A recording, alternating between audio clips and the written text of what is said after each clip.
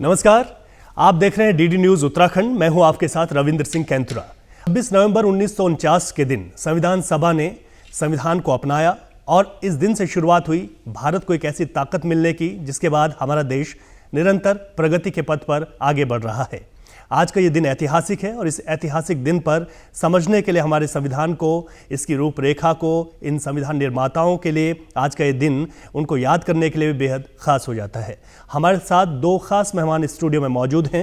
हमारे साथ डॉक्टर देवेंद्र भसीन जी हैं जो शिक्षाविद भी हैं और उच्च शिक्षा उन्नयन समिति उत्तराखंड के उपाध्यक्ष भी हैं। सर, आपका बहुत बहुत स्वागत है भसीन साहब। धन्यवाद।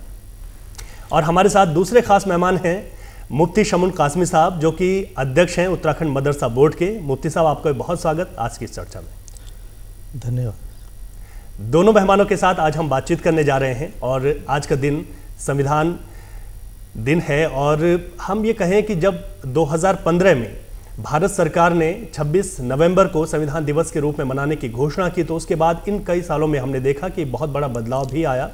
हम इस पीढ़ी ने भी अपने संविधान को समझने की कोशिश की और बहुत सारी ऐसी चीज़ें थी जो लोगों तक नहीं पहुंच पाती थी, वो चीज़ें वहां तक पहुंची हैं। लेकिन संविधान दिवस का जो ये दिन है वो कितना महत्वपूर्ण हो जाता है, इस पर चर्चा करते हैं। सबसे पहले वसीम साहब आपके पास आ रहा हूँ। सर, आज का ये दिन बहुत महत्वपूर्ण हमारे लिए, हमारे देश के लिए, और जब इसकी शुरुआत हुई तो एक ऐसी ताकत मिली भारत को कि वो आगे बढ़ता गया निरंतर प्रगति के पथ पर। इसकी शुरुआत और इसके महत्व को के साथ इस यात्रा की शुरुआत करते हैं।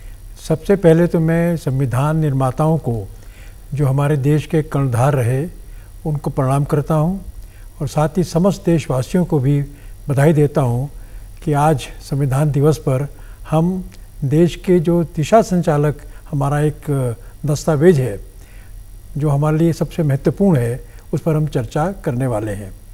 संविधान सभा की जो गठन की प्रक्रिया है वो आज़ादी से पहले प्रारंभ हो गई थी और 1934 में श्री M.N. रॉय ने सबसे पहले इसका प्रस्ताव किया था कि संविधान सभा बननी चाहिए।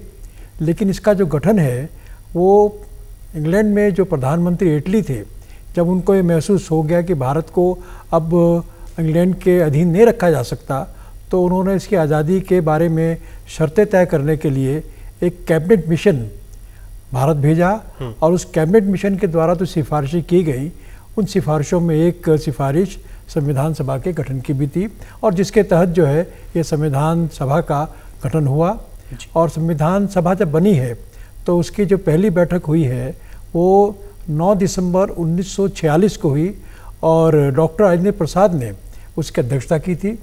उसके बाद जब 15 अगस्त 1947 को हमारा देश आज़ाद हुआ तो 23 अगस्त को जो है डॉक्टर भीमराव अंबेडकर जी को संविधान निर्माण की जो प्रारूप समिति थी उसका अध्यक्ष बनाया गया और उसके बाद 2 वर्ष 11 महीने और 18 दिन तक लगातार मेहनत करने के बाद, विश्व के सभी जो संविधान हैं उनका अध्ययन करने के बाद, उसे भारतीय परिप्रेक्ष्य के साथ जोड़ने के साथ, भारतीय मूल्यों को उसमें समाहित करने के साथ संविधान का निर्माण हुआ। और आज के दिन 1949 को, 26 नवंबर 1949 को इस संविधान सभा के द्वारा इस संविधान को अंगीकार किया गया और यही कारण है कि आज हम इसको संविधान दिवस के रूप में मनाते हैं। 26 जनवरी 1950 को संविधान को देश में लागू किया गया जिसे हम गणतंत्र दिवस के रूप में जानते हैं। लेकिन ये बात मैं जोड़ना चाहूँगा कि ये जो कार्य संविधान दिवस का है ये वास्तव में पहले इसे कानून दिवस के रूप में मनाया जाता था। लेकिन जब केंद्र में माननीय प्रधानमंत्री श्री नरेंद्र मोदी जी प्रधानमंत्री बने तो डॉक्टर भीमराव अंबेडकर की जो जयंती चल रही थी 125वीं, उसके उपलक्ष्य में उन्होंने आज के दिन को संविधान दिवस के रूप में मनाने की घोषणा करी और तब से आज तक हम लोग इसको मनाते आ रहे हैं। और इसके पीछे एक मंतव्य ये था कि संविधान के बारे में, उसके निर्माण के बारे में हम देश की जनता को पूरी जानकारियाँ दें। जो हमारी नई पीढ़ी है उसको इसके बारे में जानकारी होनी चाहिए और संविधान के बारे में स्थानीय स्थान पर गोष्ठियाँ करने और अन्य कार्यक्रम करने का भी जो है उसमें प्रावधान किया गया। और यही कारण है कि आज पूरे देश के अंदर संविधान दिवस मनाया जा रहा है। स्थानीय स्थान पर गोष्ठियाँ की जा रही हैं, जो हमारे विद्यार्थी हैं उनको भी इसके बारे में अवगत कराया जा रहा है और देश की आम जनता को भी जो संविधान है उसके बारे में जानकारियाँ प्राप्त की जा रही हैं। और साथ ही हम उन महापुरुषों को भी याद करते हैं जिन लोगों ने अपने पूरी मेहनत के साथ इस संविधान का निर्माण किया। इससे पहले कि मैं पहला वक्त समाप्त करूं, एक बात मैं जरूर जोड़ना चाहूँगा कि भारत का जो संविधान है वो विश्व का सबसे बड़ा लिखित संविधान है और विश्व के सबसे बड़े लोकतंत्र का ये जो दस्तावेज है वो भारत की पूरी जो व्यवस्था है उसका संचालन करता है। तो ऐसे में संविधान की कई बातें हैं जिस पर आगे चर्चा करने वाले हैं, लेकिन मैं इसके जो पहले अध्यक्ष थे डॉक्टर इंद्र प्रसाद संविधान सभा के, वही बाद में देश के राष्ट्रपति बने, उनको प्रणाम करना चाहूँगा। और जो संविधान के शिल्पी रहे डॉक्टर भीमराव अंबेडकर, उनको प्रणाम करना चाहूँगा और सभी सदस्यों को जिनकी संख्या 389 थी संविधान सभा की, उनको भी प्रणाम करना चाहूँ। जी बिल्कुल। मुफ्ती साहब, क्योंकि डॉक्टर BR अम्बेडकर की जब 125वीं जयंती थी 2015 में, तो भारत सरकार ने कहा कि 26 नवंबर को हम संविधान दिवस के रूप में मनाएंगे। इन 10 वर्षों में कितना फ़र्क आप देखते हैं, कितना प्रभाव देखते हैं कि जब संविधान दिवस को मनाने की घोषणा हुई और उसके बाद हमने देखे कि पूरे साल भर तक जो है ये कार्यक्रम चलते गए और उसमें तमाम जो शिक्षण संस्थान है उनको शामिल किया गया, लोगों को बताया गया कि हमारे संविधान का क्या महत्व है, हम अपने अधिकारों को भी समझें और साथ ही साथ कर्तव्यों को भी। मैं सबसे पहले संविधान दिवस के शुभ अवसर पर जो हम 75 वर्ष पूरे कर चुके हैं, मैं तमाम देशवासियों को हार्दिक शुभकामनाएं और अपने उत्तराखंड राज्य के समस्त नागरिकों को, सरकार को और सरकार के मुखिया माननीय मुख्यमंत्री श्री पुष्कर सिंह धामी सहित तमाम अपने उत्तराखंड राज्य के अति महत्वपूर्ण नागरिकों को बधाई देना चाहता हूं और ये बात कहना चाहता हूं कि आज हम गौरवान्वित भी हैं और अपने में ये भी हम महसूस करते हैं कि हमारे बीच में एक ऐसे हमारे महापुरुषों ने जन्म लिया कि जिन्होंने हमारी तमाम मूलभूत ज़रूरतों को समझा और उसमें सबसे अग्रणी नाम हमारे संविधान के निर्माता डॉक्टर भीमराव अंबेडकर का है। मैं उन्हें श्रद्धांजलि भी अर्पित करता हूं और समस्त जितने हमारे डॉक्टर भसीन जी ने बहुत विस्तार से बताया, उन सब से मैं एग्री करते हुए, सहमति करते हुए उन सबको श्रद्धांजलि अर्पित करता हूं और देशवासियों से अपील करना चाहता हूं कि इस संविधान ने हमें आज़ादी से पहले यानी 1947 से पहले हम गुलाम थे और 1947 ही नहीं, मैं देश के प्रधानमंत्री श्री नरेंद्र मोदी जी का इस वक्त उनका एक वक्तव्य का उल्लेख करना चाहूँगा कि जब 2014 में वो प्रधानमंत्री की कुर्सी को उन्होंने सुशोभित किया तो उन्होंने एक स्टेटमेंट दिया कि हम 1200 साल से गुलाम थे। मैं उनके इस वक्तव्य से उस वक्त भी सहमत था, आज भी सहमत हूँ कि 1947 के बाद हम भारत के लोग अपने इस गणतंत्र को चला रहे हैं, लोकतंत्र को आगे बढ़ा रहे हैं। 2015 से जो माननीय प्रधानमंत्री श्री नरेंद्र मोदी जी ने संविधान दिवस की घोषणा की और आज हम इसके लिए बहुत ही अपने आप को ये महसूस करते हैं कि आज हम भारत के लोग एक संविधान के साथ जो दुनिया का सबसे अच्छा संविधान है और वो लोकतंत्र, वो देश जो दुनिया का सबसे बड़ा लोकतंत्र है, हम स्वयं अपने आप अपने देश को चला रहे हैं। मैं इस शुभ अवसर पर एक बात कहना चाहूँगा अपने देशवासियों से कि जब हम आज़ाद हुए तो आज़ादी के बाद अन्य विश्व के लोगों ने अलग अलग प्रतिक्रियाएं दी थी और ये कहा था और अंग्रेज भी ये समझता था कि ये इस देश को चला नहीं पाएंगे। हम भारत के लोगों के अंदर जो टैलेंट है, जो हम ये कह सकते हैं कि भारत प्राचीन दौर के अंदर जो विश्व गुरु था, अगर आज भी उन तमाम मर्यादाओं को हम भारत के लोग अपने अंदर शामिल कर लें तो आज भी हम विश्व का नेतृत्व करने की हमारे अंदर क्षमता है और उसके लिए हमारी सरकार ने, हमारे सरकार के माननीय प्रधानमंत्री श्री नरेंद्र मोदी जी ने ये बात साबित की है। और उसका जो सबसे खूबसूरत पहलू है वो ये है कि ये जो संविधान हम सबको बराबरी की बात करता है, सबके अधिकारों की बात करता है, हमारे तमाम 140 करोड़ के जो अधिकार हैं वो संविधान के अंदर सुरक्षित हैं। अगर आपके कहीं आपके अधिकारों का हनन होता है तो आप जो धारा 32 है उसके तहत आप सुप्रीम कोर्ट जा सकते हैं और धारा 26 के तहत आप हाई कोर्ट में जा सकते हैं। तो इतनी आज़ादी, इतनी स्वतंत्रता, इतने अधिकार अगर किसी देश के नागरिकों को प्राप्त है तो वो भारत के नागरिकों को प्राप्त है। और ये भारत के संविधान की सबसे बड़ी ताकत है, हम सब की ताकत है। यानी प्रजातंत्र में प्रजा मालिक है और प्रजा को इतनी पावर इस संविधान के तहत दी गई है।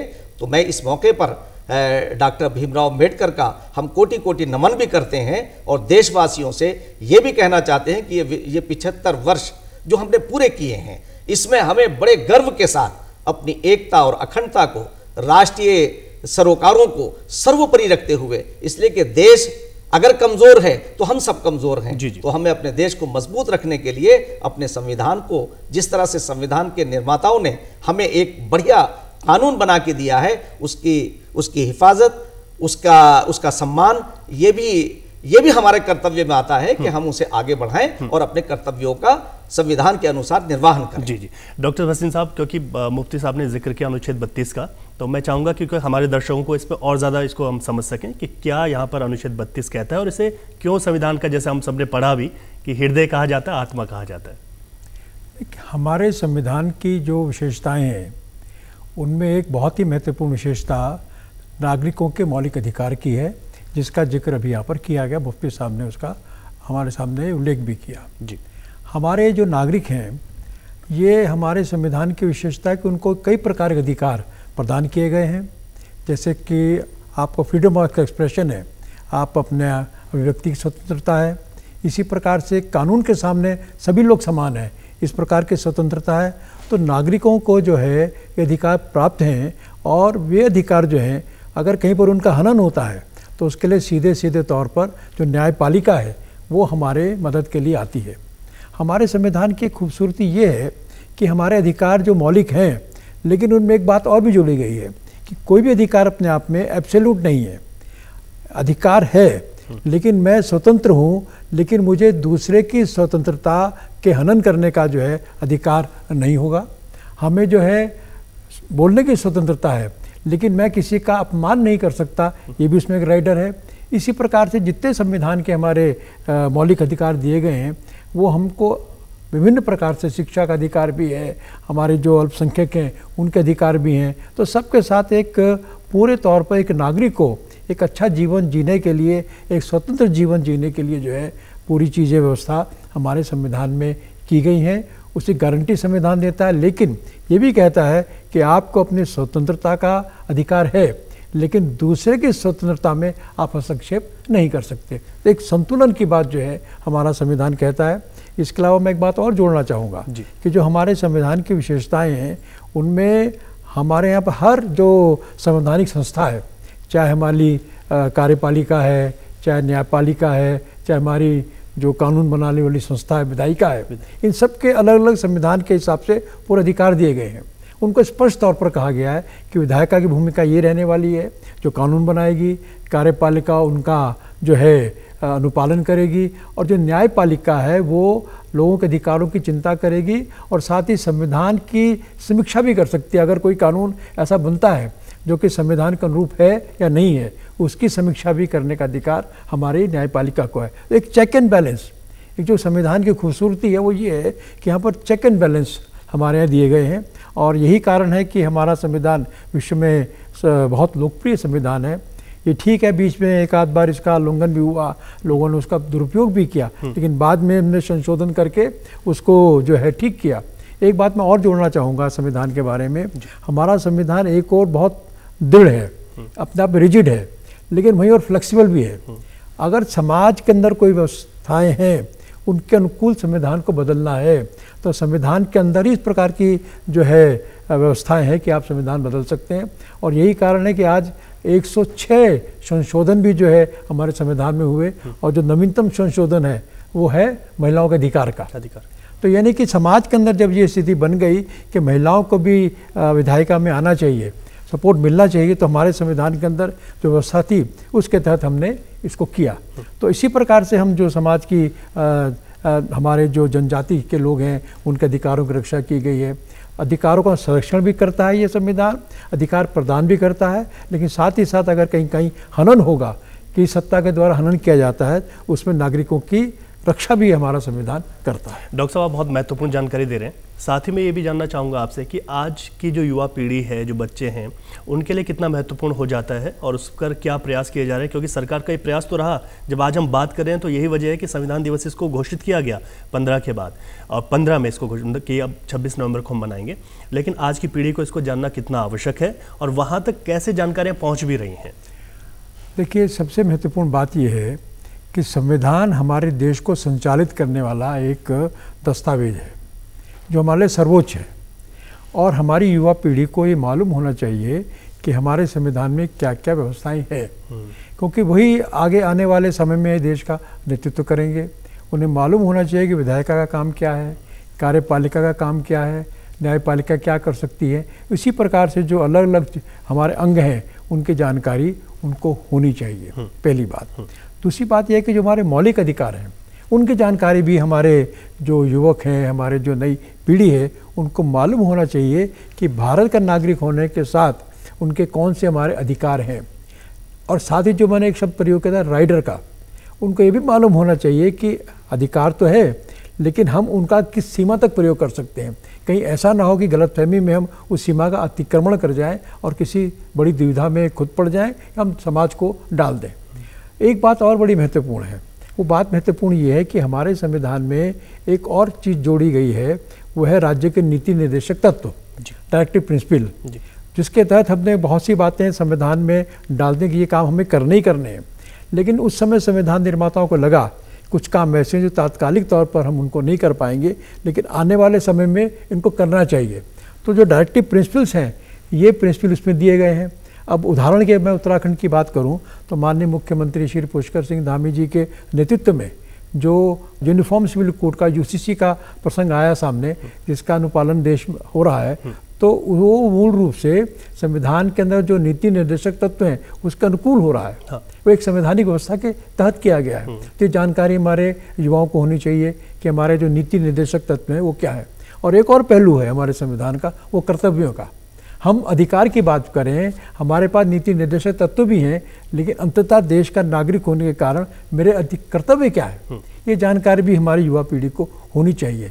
तो ये जो पूरा हमारा संविधान है वो अपने आप में एक बहुत ही सुंदर गुलदस्ता है, जो कि अपने आप में हमको हमारे जीवन को सीधे तौर पर निर्देशित करता है, बताता है कि हमें किस दिशा में जाना है और देश की हमारी दिशा आगे क्या होने वाली है, ये भी हमको उसमें निर्धारित करता है। तो इसीलिए हमारे प्रधानमंत्री जी ने और हमारे मुख्यमंत्री जी ने जो प्रयास किए हैं कि ये बात जनता तक जाए, शिक्षा संस्थानों के माध्यम से युवाओं में जाए, हम उनकी वो अपना प्रशंसनीय है। और एक बिंदु इसमें और जोड़ना चाहूँगा कि अभी जो है हम वंदे मातरम का 150वां वर्ष मना रहे हैं उनके लिखने का, और पूरे देश के अंदर वंदे मातरम को लेकर के कार्यक्रम हमारे चल रहे हैं।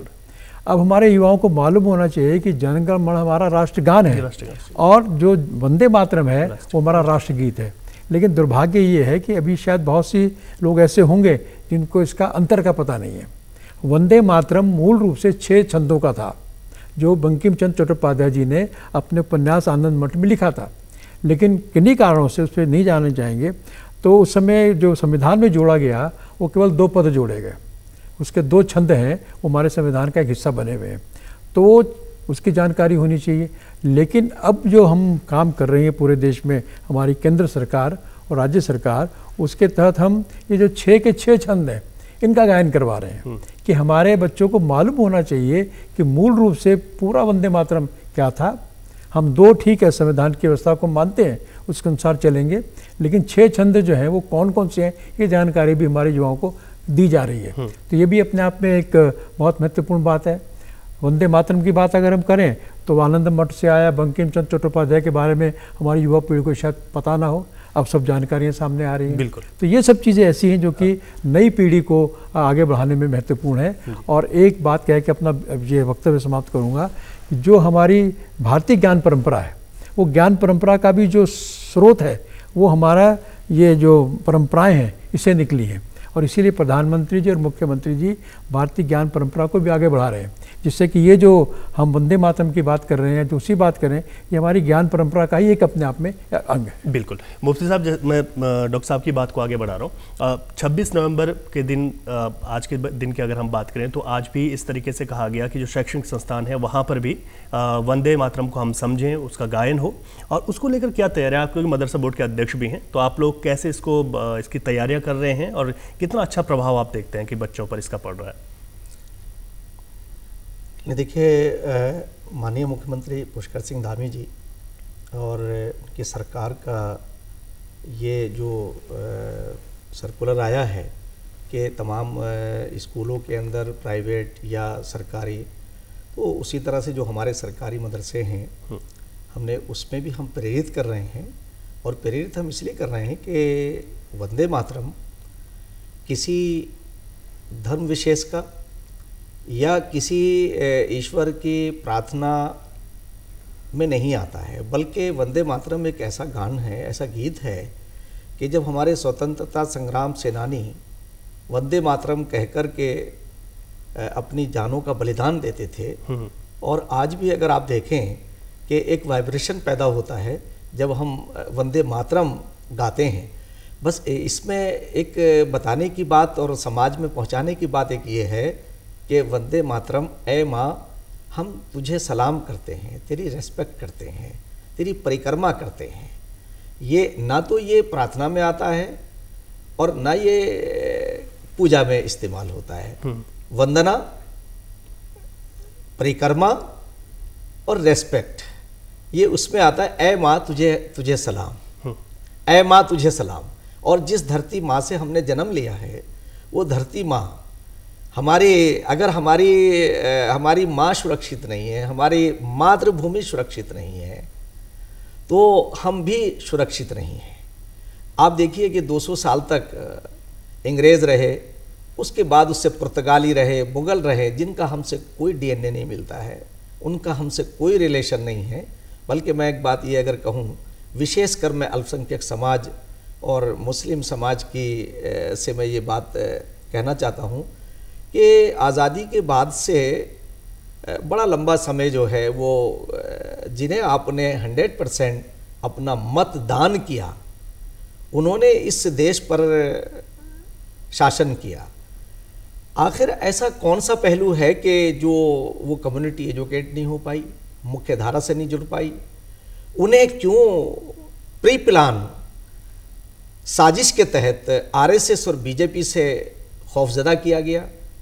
वो उनके कुछ मफादात थे, और मुसलमानों के एक मीडिएटर जो लोग थे, आज भी वो मीडिएटिंगशिप करके मुसलमानों को भ्रम के अंदर पैदा कर रहे हैं। मैं उनसे स्पष्ट कहना चाहता हूं कि उत्तराखंड राज्य के अंदर जितने भी कानून बने हैं वो किसी भी वर्ग या वर्ग विशेष के खिलाफ नहीं हैं।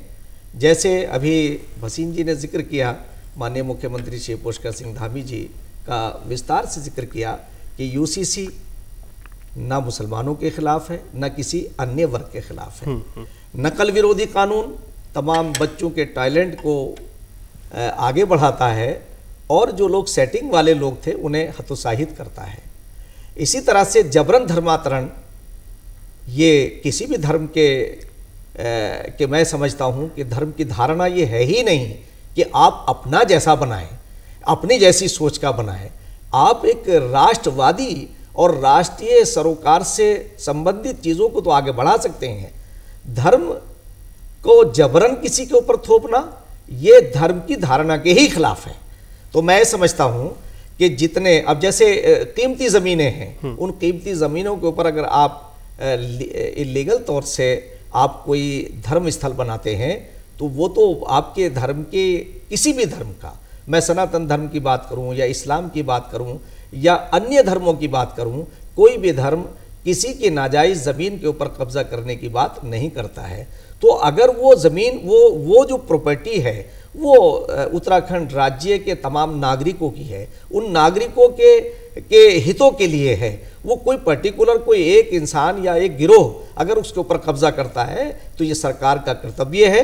तो इसलिए मैं एक बात आपके माध्यम से कहना चाहता हूँ कि उत्तराखंड राज्य के माननीय मुख्यमंत्री पुष्कर सिंह धामी जी के जितने भी कार्यक्रम हैं वो निष्पक्ष हैं और सबको आगे लेके चलने वाले हैं।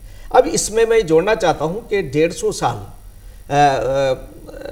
वंदे मातरम की वर्षगांठ को पूरे हो गए, तो आखिर 150 साल में 60 साल कांग्रेस ने जो राज किया, तो क्या उन लोगों को एजुकेट नहीं किया जा सकता था? मैं आपके माध्यम से कहना चाहता हूं, कह रहे हैं कि सीधे तौर पर जो चीजें हो रही हैं उससे डायरेक्ट जो फायदा है वो बच्चों के शिक्षा पर भी पड़ रहा है और उनकी ये आवश्यकता है आज जो सरकार कर रही है। नहीं, बिल्कुल। मैं इस मौके पे ये बात कहना चाहूंगा कि वंदे मातरम एक ऐसा गीत है जो राष्ट्रीय गीत है, जो हमारे अंदर एक वाइब्रेशन पैदा करता है, राष्ट्रीय एकता और अखंडता को मजबूत करता है। और मैं इस मौके पे ये बात वो उल्लेख भी करना चाहूँगा कि जो देश के अंदर जिस जगह हम बैठे हैं, उत्तराखंड राज्य, ये सब एक वेस्ट यूपी कहलाता था और आज़ादी से पहले यहाँ मुस्लिम जमींदारों की बड़ी तादाद थी जो अक्सरियत में थे। उन लोगों ने मुसलमानों को मजबूर और मजदूर बनाया, उन्हें खौफजदा यानी उन्हें एजुकेट नहीं करने दिया। जब कौड़ियों में स्कूल बनते थे तो उनके आप कहीं भी आप देखेंगे उठा करके आपको स्कूल और कॉलेज नहीं मिलेंगे। उन्हें ये मालूम था कि ये तो हम बंधवा मजदूर बना के चलना है। उन्हीं के नक्शे कदम पर, उन्हीं की पैरवी करते हुए कांग्रेस का लंबा कार्यकाल जो रहा है उन्हें वोट बैंक बनाने का रहा। ठीक है, यानी तो मैं इस संविधान सभा जो आज मैं तमाम देशवासियों से, विशेषकर मुस्लिम समुदाय से ये बात कहना चाहूंगा कि आप इस पर गौर करिए कि वंदे मातरम गाने से ना तो इसमें कोई शिर्क है, और मैं फिर ये भी कहना चाहूंगा कि हमने अन्य राष्ट्रीय कार्यक्रमों के अंदर तमाम लोगों को प्रेरित किया है, जैसे राष्ट्रीय कार्यक्रम जनसंख्या नियंत्रण है या सेक्स सिलेक्शन है या पोलियो जो हमारी यहाँ बीमारी आई, तो उस पर सरकार ने हमेशा से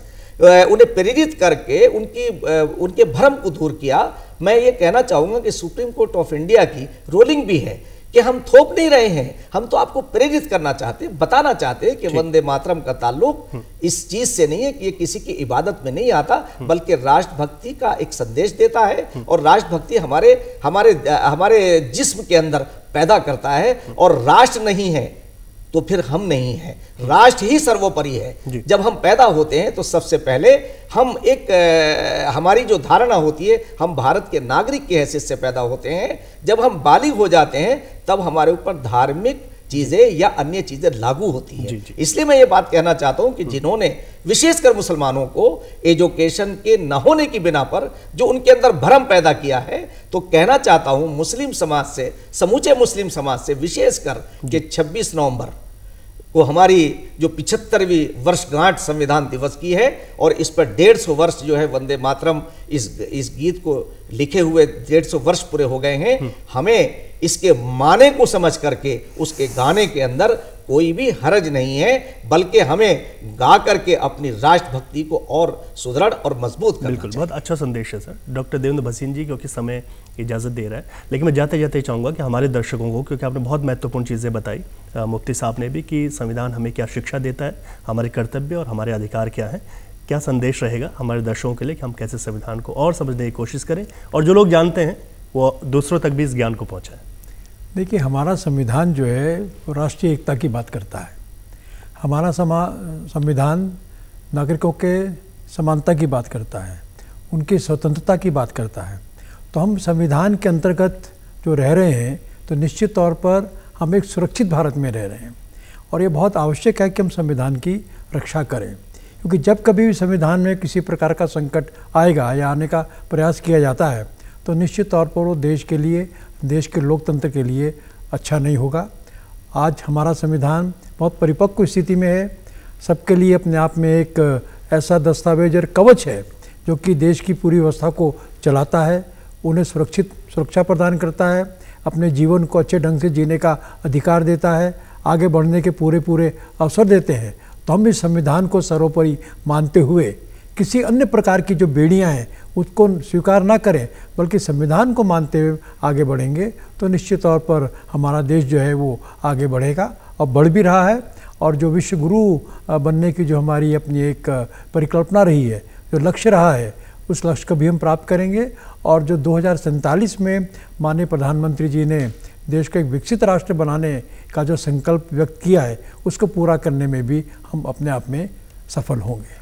बिल्कुल डॉक्टर देवेंद्र भसीन जी, मुफ्ती शमन कासमी जी, आप आए और आपने इस बहुत पावन मौके पर बहुत महत्वपूर्ण जानकारियां साझा की। आप दोनों मेहमानों का दूरदर्शन उत्तराखंड की ओर से बहुत बहुत शुक्रिया। बहुत धन्यवाद आप, थैंक यू। तो आज हमने इस कार्यक्रम में आज के इस पावन मौके पर, संविधान दिवस के इस दिन पर, अपने मेहमानों के साथ चर्चा की और ये जाना कि कितना महत्वपूर्ण हो जाता है संविधान को समझना, और साथ ही साथ हम अपने अधिकारों के साथ अपने कर्तव्यों का कैसे निर्वहन करें, ये भी बहुत महत्वपूर्ण हो जाता है। और हमारे इस विशेष कार्यक्रम में अभी के लिए इतना ही। मुझे इजाज़त दीजिए। नमस्कार।